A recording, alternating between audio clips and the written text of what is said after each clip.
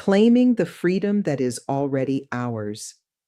This weekend, as our nation celebrated 250 years of independence, I found myself reflecting not only on the freedom declared in history, but not yet committed to for all, but also on the freedom we can personally claim every day. National freedom is worthy of remembrance, gratitude, and honest reflection. I spent time reflecting on the courage of my ancestors who fought and died so I could live free and fully as an American. I am because they were. Yet personal freedom asks for something more intimate of us. It asks whether we are living as free people in our speech, our choices, our relationships, and our responses. Freedom is not simply the absence of restraint. It is the presence of awareness. It is the ability to pause before we speak. It is the courage to choose our words rather than release them as weapons. It is the discipline to respond when every emotion in us wants to react. It is the willingness to remain grounded when anger, fear, disappointment, or defensiveness rises up and asks to take control. Each of us knows what it feels like to be triggered: a dismissive comment, a questioned judgment, an old family pattern, an outrageous headline, or a tense conversation. Suddenly, the body prepares for battle, the voice sharpens, the mind builds its case, and the heart closes. In that moment, we may still have legal freedom.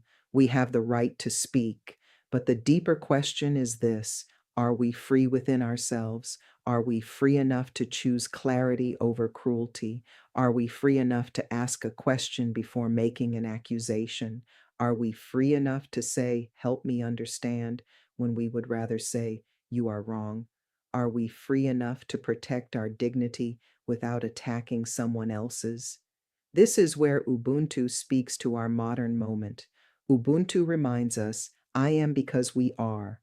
We are because I am. My humanity is bound up with yours. My freedom is not diminished by your dignity.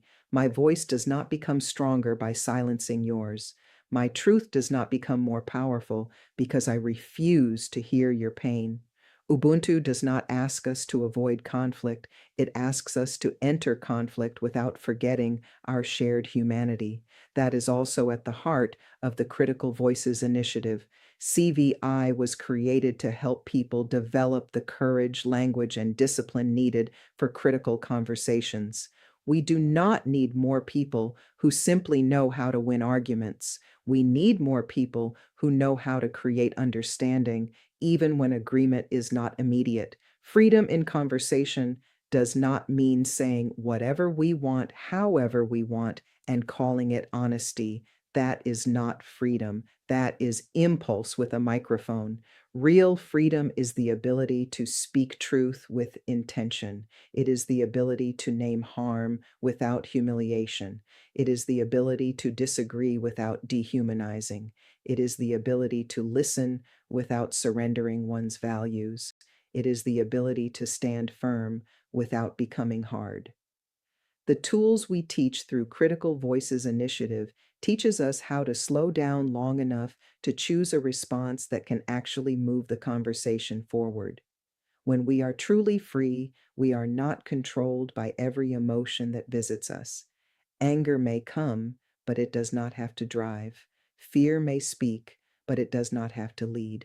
Hurt may be real, but it does not have to determine the quality of our next words.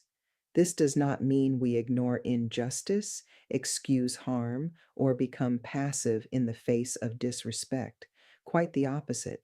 A free person can speak more powerfully because the speech is not hijacked by rage. A free person can act more effectively because the action is not fueled only by reaction. A free person can confront what must be confronted while still remembering, I am because we are. As we move beyond the fireworks, parades, and commemorations of this historic weekend, perhaps the deeper celebration is this: We can claim freedom again today. We can claim it in the meeting where we choose courage over silence. We can claim it in family conversations where we choose curiosity over contempt. We can claim it online when we choose not to add more heat to an already burning exchange. We can claim it in our leadership when we create space for voices that have too often been ignored. We can claim it in our own spirit when we refuse to let bitterness become our identity. Freedom is not only something granted by a nation, it is something practiced by each person. So the invitation is not merely to celebrate independence. The invitation is to embody it, to speak as people who are free, to listen as people who are free, to choose as people who are free, to respond as people who are free, and to remember that our freedom becomes more meaningful and more powerful when it helps others experience their own dignity, voice, and sense of belonging.